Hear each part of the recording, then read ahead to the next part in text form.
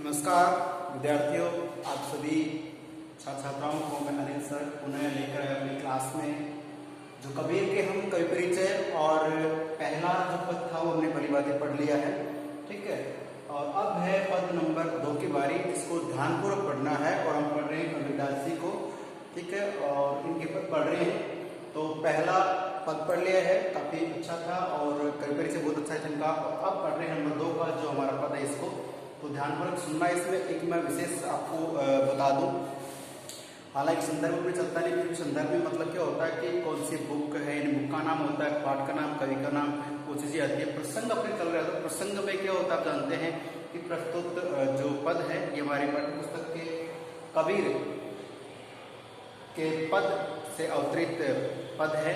और इसमें कबीरदास जी ने क्या बताया है कि जो बाह्य आडंबर है उसके चलते या उसमें आडंबर पूर्ण जीवन जीकर मनुष्य भगवान को प्राप्त नहीं कर पाएगा, तो फिर किस में कर पाएगा ये यहाँ पे हम देखेंगे, पढ़ेंगे। तो ध्यानपूर्वक देखना है कि कबीर के अनुसार बाह्य आडंबर को त्याग कर और सादा जीवन उच्च विचार रखते हुए प्रभु को आत्म यानी अपने आत्म ज्ञान से और अपनी आत्मा में ढूंढना है, उसके दर्शन करने हैं, ठीक है। तो आइए मेरे साथ इसमें ध्यान दें, एक बार इसको पूरा पढ़ते हैं, फिर इसके शब्दार्थ पे चलेंगे जो आपको ध्यानपूर्वक पढ़ने हैं, देखने हैं। तो देखिए इसमें कि संतो देखत जग बोराना, सांच कहो तो मारन भावे झूठ जग पतियाना, झूठ ये जग पतियाना। नेमी देखा धर्मी देखा प्राप्त करे स्नाना, आत्म मारी पखान ही पूजे उनमें कछु नहीं ज्ञाना। बहुत देखा पीर ओलिया पढ़े किताब पुराना, कई मुरीद तदबीर बतावे उनमें उन्हें जो ज्ञाना। आसन मारी डिंब धरी, बैठे मन में बहुत गुमाना, पीपर पाथर या पाथर है पीपर पाथर, पूजन लागे तीर्थ गर्व बुलाना। टोपी पहरे माला पहरे, छाप तिलक अनुमाना। ये है कबीरदास जी का सदुक्कड़ी भाषा में लिखा हुआ दूसरा पद, जिसमें आडंबर पूर्ण जीवन को व्यर्थ बताते हैं, उसका विरोध किया है। और अब हम इसके शब्दार्थ को ध्यानपूर्वक देख लें। मैं आपको बता रहा हूँ, सुन लीजिएगा आप। यहाँ देखिए, ये तो संतो देखा तो जानते हैं, जब काट का संसार होता है, बोरान का मतलब पागल हो जाना, बुद्धि का भ्रष्ट हो जाना, ठीक है। फिर है सांच सच्ची बात सत्यता, मारने के लिए दावे को दौड़ना होता है, झूठा समझते हैं मिथ्या, जग ये संसार पतियाना, पतियाना को क्या लेंगे विश्वास करना, क्या करना विश्वास करना होता है, ठीक है। ध्यान रखना इसका है। फिर बात करें नेमी देखा धर्म देखा, नेमी का मतलब जो नियम के अनुसार कार्य करते हैं और धर्मी का मतलब जो धर्म के आधार पर कार्य करते हैं। प्राप्त करे स्नाना, स्नाना का मतलब समझते ना, स्नान करने से होता है, नहाने धोने से होता है। आत्म का मतलब क्या लेंगे स्वयं से ले लेंगे, और वैसे इसको आत्मा भी कहते हैं, क्या कहते हैं आत्मा, ठीक है। दोनों अर्थ लेंगे पद के हिसाब से। आत्मा हमारी पखानी क्या होगा पत्थर से लेंगे, ठीक है। और पखान से पखारना अलग होता है, इसका अर्थ धोने से लेते हैं आप है। और पूजना कुछ ज्ञान है समझ में आकर के। बहुत देखा पीर ओलिया, पीर जो होते हैं ओलिया जो होते हैं, जैसे यहाँ पे पीर से मतलब जो मुस्लिम संप्रदाय के ज्ञानी व्यक्ति होते हैं, सज्जन व्यक्ति जो अपने आप को कहते हैं कि मुझे इस चीज का ज्ञान है, उनको कहते हैं पीर ओलिया। जो संत होते, संत भी कह सकते हो, या फिर ज्ञानवान जो सज्जन गुणी होते हैं उनकी बात करेंगे। पढ़े किताब कुरान, कुरान जो है इसको अपन कभी सुना होगा, कुरान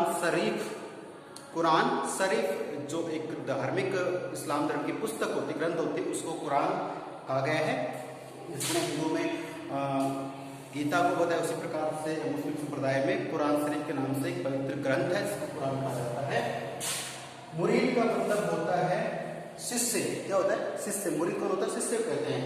तदबीर का मतलब हम लेंगे इसको उपाय, तरकीब, उपाय, सॉल्यूशन को कहते हैं उपाय, बताने और जाने के। आसन का मतलब एक समाधि लगाकर वहाँ बैठ करके तपस्या करने से नाते हैं।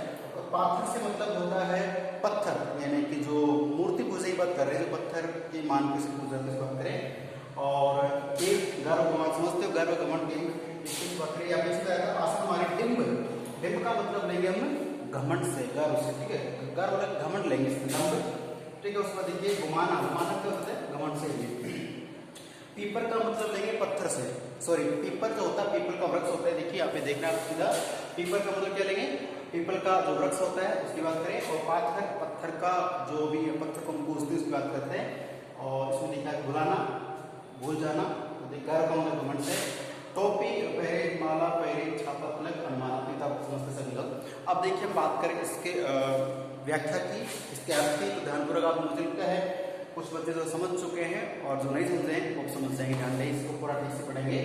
देखिए पहली लाइन दे रखी है कि संतो देखत जग गोराना। प्रस्तुत पद में कबीरदास जी अपनी सदुक्कड़ी भाषा का प्रयोग करते हुए अपने सीधे सपाट मन से बाह्य आडंबर को त्यागने के लिए और सच्चाई को एहसास करने के लिए, सच्चाई को महसूस करने के लिए एक बात कह रहे हैं। तो यहाँ पे संतों से मतलब सज्जन व्यक्तियों से, सभी से, हम सबसे है कि हे संतो देखिए, समझिए, इशारा कर रहे हैं। जग गोराना, जग संसार है, गोराना मतलब पागल हो जाना, बुद्धि भ्रष्ट हो जाना। तो यहाँ पे कबीरदास जी कहते हैं कि देखो सज्जनों, देखो संतो, ये जो संसार है ये कैसा हो गया है, संसार के लोगों की बुद्धि भ्रष्ट होने जा रही है, भ्रष्ट हो गई है, या पागल से हो गई है। कैसे, अब इसका उदाहरण भी दे रहे हैं, कैसे दे रहे देखिए आप यहाँ पे, साँच कहो तो मारन धावे। साँच यानी कि यदि कोई व्यक्ति है वो सच्ची बात कहता है, यानी बुद्ध कबीरदास जी कह रहे हैं कि संसार के बुद्धि भ्रष्ट लोगों के सामने यदि सच्ची बात कहते हैं तो वो हमें मारने के लिए दौड़ते हैं। ये बात तो सत्य है, ठीक है, इसको आप प्रैक्टिकली भी कर सकते हैं। कोई बच्चा है गलती कर रहा है तो उसे आप धमकाएंगे या फिर उसे कुछ कहेंगे, नहीं बेटा ऐसा करने से हो जाएगा, तो उसे फर्स्ट टाइम बुरा सा लगता है और वो हमें बुरा मानता है। और यदि हमारा जो रिश्ता है वो बड़ा छोटे का नहीं है तो फिर वो मारने की दौड़ता है, ठीक है। ये बात सत्य है कि अगर किसी को सच्ची बात कहते हैं उसे चुभती है, कड़वी लगती है, ठीक है। चलिए, तो सांच कहो तो मारन धावे। कबीरदास जी कहते हैं कि सज्जनों, संसार के जो जन है, लोग हैं, वो पद भ्रष्ट हो गए हैं, बुद्धि भ्रष्ट हो गए हैं, पागल हो। क्यों? सच्ची बात कहने पर, सच्चाई का प्रदर्शन करने पर मारने के लिए दौड़ते हैं। झूठे जगपतियाना, और यदि संसार के लोगों के सामने झूठी बात करते हैं, यानी उनकी प्रशंसा कर रहे हैं, उनके अनुसार चल रहे हैं और हम उनकी प्रशंसा झूठी कर रहे हैं, कैसे भी कर रहे हैं, तो क्या करते हैं, उस बात पर क्या कर लेंगे, पतियाना, विश्वास कर लेते हैं, ठीक है। कि सच्ची बात पे तो मारने दौड़ते हैं और झूठी बात पे क्या करते हैं, विश्वास कर लेते हैं। आगे, नेमी देखा धर्मी देखा। नेमी का मतलब कबीरदास जी कह रहे हैं कि मैंने बहुत से ऐसे व्यक्तियों को देखा है, ऐसे जन को देखा है जो नियम के अनुसार चलते हैं। भाई हर कार्य को नियम के अनुसार करते हैं, वो नेमी कहलाते हैं। और उनका नियम कैसा देखिए, नेमी देखा धर्मी देखा। और कुछ व्यक्ति ऐसे हैं जो धर्म के आधार पर कार्य करते हैं, बहुत उनका धर्म मतलब हर बात में धर्म को आड़े लेके धर्म के नाम पे वो कार्य करते हैं। अच्छा, उनकी परिभाषा के बाद दिया उदाहरण, प्रातः करे स्नान। प्रातः का मतलब सुबह, ये नेमी व्यक्ति ऐसे होते हैं, धर्म व्यक्ति ऐसे होते हैं जो सुबह जल्दी उठेंगे, नियम उनका, और जल्दी उठ क्या करेंगे, स्नान मतलब स्नान करते हैं, सूर्योदय से पहले स्नान कर लेते हैं, फिर पाठ पूजा करते हैं या धर्म कर्म करते हैं। अच्छी बात है, होना भी चाहिए आध्यात्मिक को लेकर। यहाँ पे कबीरदास जी क्या कह रहे हैं कि मैंने बहुत से ऐसे देखे हैं जो नियम के अनुसार काम करते हैं, धर्म के अनुसार कार्य करते हैं। आत्म मारी पखान ही पूजे। अब यहाँ पे आत्म के दौर ले रहे हैं, यहाँ पे एक तो स्वयं होता है, तो स्वयं को हो या फिर अपनी आत्मा को हो, कि अपनी आत्मा को या आत्मा के आवाज होता करते हैं मारी। मारी का मतलब उसको, उसकी आवाज नहीं सुनते हैं, उसकी तरफ ध्यान नहीं देते हैं। तो आत्म मारी पका नहीं, पखाने का मतलब पत्थर को क्या करते हैं, पूजे, पूजते हैं। नियम के अनुसार सुबह जल्दी उठेंगे, स्नान ध्यान करेंगे और फूल तिलक छापा कुछ भी लेकर के जाते हैं अपने इष्ट के पास, और वहां पर इसकी कबीरदास जी के अनुसार पत्थर की पूजा करते हैं। कौन? नियम के अनुसार चलने वाले लोग हैं, बहुत से लोग हैं जिन कबीरदास जी ने माना है, देखा, समझा है, तो पत्थर की पूजा कर रहे हैं। लेकिन उस समय देखिए यहाँ पे एक व्यंग्य है, क्या कर दी उन्होंने, आत्म मारी, अपनी आत्मा की आवाज को दबा दिया है। स्वयं के ऊपर विश्वास नहीं है, या जो कहीं अपनी आत्मा में भगवान है। कई जगह हमने पढ़ लिया, सुन लिया, लिख लिया कि जो उस पत्थर है, उस पत्थर की जो मनस्वरूप पत्थर ही होगा, उसको मूर्ति का रूप किसने दिया, किसी ने किसी मनुष्य के हाथों से या किसी मशीन का नाम ले सकते हैं, बहुत महंगे महंगे पत्थर होते हैं, उनको लेकर कई मूर्तिकार होते हैं, वो अच्छी मूर्ति बनाते हैं। उस मूर्ति को किसी मंदिर या किस देवालय में रख करके और उसका भाई पूजा पाठ श्री गणेश कर दिया है, विसर्जन हो गए। उसके बाद में क्या होता है कि लोग आते रहते हैं अपने इष्ट मान के उससे और भक्ति करने लग जाते हैं। लेकिन वास्तवता में क्या है, वो पत्थर है ना। यहाँ पे हम कह रहे हैं कि अपनी आत्मा, अपनी रूह है जिसके अंदर सब कुछ है, उसको भूल करके, उसकी आवाज नहीं सुन करके, उसको दबा करके और कहाँ जा रहे हैं, मंदिर मस्जिद जा करके पत्थर की पूजा कर रहे हैं। तो ये ऐसे नेमियोधर्मी लोग हैं जिनके ऊपर कबीरदास जी ने व्यंग्य किया है। आगे देखते हैं, उनमें कछु नहीं ज्ञान। अरे भाई ज्ञान होता कुछ बुद्धि को काम में लेते तो वो अपनी आत्मा में जो भगवान है उसके दर्शन करते, उसके दर्शन करने के लिए सहज भाव, सरल स्वभाव चाहिए। मानव मात्र की सेवा करे, मानव मात्र से प्रेम करे, प्रेम सद्भावना और सम्मान। ठीक है, चलिए आगे देखते हैं। बहुत देखा पीर ओलिया। अब यहाँ पे कबीरदास जी कहते हैं मैंने बहुत से ऐसे पीर यानी जो मुस्लिम संप्रदाय के संत होते हैं, ज्ञान रखने वाले सज्जन लोग होते हैं जो बाकी सबको ज्ञान बांटते हैं, ज्ञान की बातें बताते हैं, उन्हें पीर कहा गया है, पीर ओलिया कहा गया है। जो संप्रदाय में संत लोग होते हैं उनको तो पीर ओलिया बहुत देखे मैंने। पढ़े किताब पुराना, पढ़े यानी वो लोग पढ़ते हैं किताब, मतलब किताब कितने, कितना ज्यादा, क्या पुराना। कुरान शरीफ जो इस्लाम धर्म की पवित्र एक ग्रंथ, एक पुस्तक है, उसको पढ़ते हैं लोग। ठीक है, और ज्ञान बांट रहे हैं, अच्छी बात है। कई मुरीद तदबीर बता रहे हैं। कई का मतलब क्या, मुरीद का मतलब शिष्य से होता है, तदबीर का मतलब उपाय। और ये जो कुरान को अध्ययन कर करके लोगों को ज्ञान बता रहे हैं, क्या करते हैं, अपने मुरीद, अपने शिष्यों को, अपने भक्तों को ये लोग क्या कर रहे हैं, ये उपाय बता रहे हैं कि आपको ये करने से ये फल प्राप्त होगा, ऐसा करने से ये फल प्राप्त होगा। ये अपने आप को ज्ञानी मानते हैं, हालांकि कछु ज्ञान है, ज्ञान तो नहीं है, लेकिन इनको लगता है कि हमने कुरान का पूरा अध्ययन कर लिया, पूरा पढ़ लिया, तो हमें ज्ञान हो गया है। और ये अपने शिष्यों को उपाय बता रहे हैं। ठीक है, कैसे, उनमें उन्हें जो जाना और उनके अंदर जो होता है वो अपने उस पढ़ करके ज्ञानवान मानते हैं अपने आप को, वह जो ज्ञान अपने आप ज्ञानी मानते हैं। आसन मारे डिंब धरी। आसन का मतलब एक समाधि, एक कुछ भी अपना जो है बोरी में से कुछ बिछा लिया है किसी नियत स्थान पे और समाधि ले ली है, काफी तपस्या भक्ति की है, और अब उसके बाद में डिंब धरी, कुरान पढ़ के या कोई और पुस्तक पढ़, ग्रंथ पढ़ के ज्ञान प्राप्त कर लिया, अपने भक्तों में ज्ञान बांट रहे हैं, अपने भक्तों को उपाय बता रहे हैं समस्या का।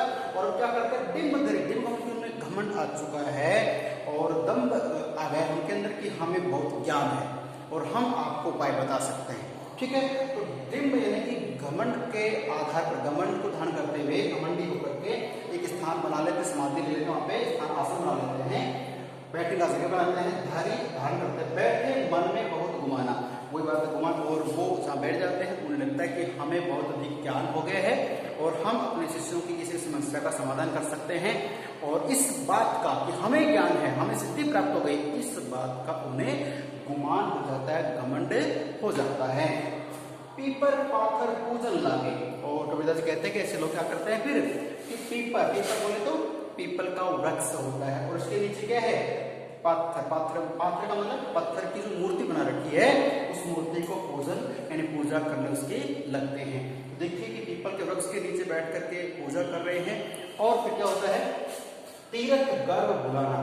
तीर्थ का मतलब देखते हो आप कि भगवान के अलग अलग, जैसे मान लीजिए अपने भारत की बात कर ले हैं तो यहाँ दूर तक, चाहे हम किसी भी देवालय का नाम ले, काफी लोग हैं जो वहाँ पे जाते हैं, तीर्थ करते हैं। ठीक है ना, यहाँ से वहाँ जाएंगे, किसी भी साधन जाएंगे, पैदल जाते हैं, कुछ भी इस तरह से, तो तीर्थ करने के लिए जाते हैं। इसमें गर्व बुलाना, अपने गर्व में, अपने घमंड में भूले हुए हैं, सच्चाई से भटके हुए हैं और वो भगवान को ढूंढने के लिए, भगवान की भक्ति प्राप्त करने के लिए, भगवान के सानिध्य में जाने के लिए, भगवान के दर्शन करने के लिए ये लोग तीर्थ भी करते हैं। पीपल के वृक्ष के नीचे बैठकर पत्थर की पूजा भी करते हैं। तो इतना कुछ करते हैं और फिर भी उनकी आत्मा या आत्मिक संतुष्टि उन्हें नहीं है। तो कबीरदास जी क्या कहा है, देखिए, टोपी पहिरे माला पहिरे छाप तिलक अनुमाना। कबीरदास जी कहते हैं ये वो लोग होते हैं जिनके देखिए पहचान बताइए कि कि पीपल के वृक्ष के नीचे बैठे होते हैं और पत्थर की पूजा कर रहे होते हैं। और इनका जो पहनावा है, देखिए टोपी पहन लेते, सिर पे टोपी पहनते हैं, विशिष्ट प्रकार के अलग अलग टोपी होती है तो टोपी पहनते हैं। और माला पहने, माला को पहन रखा जैसे गले में, आप देखते हैं बहुत से साधु संत लोग होते हैं।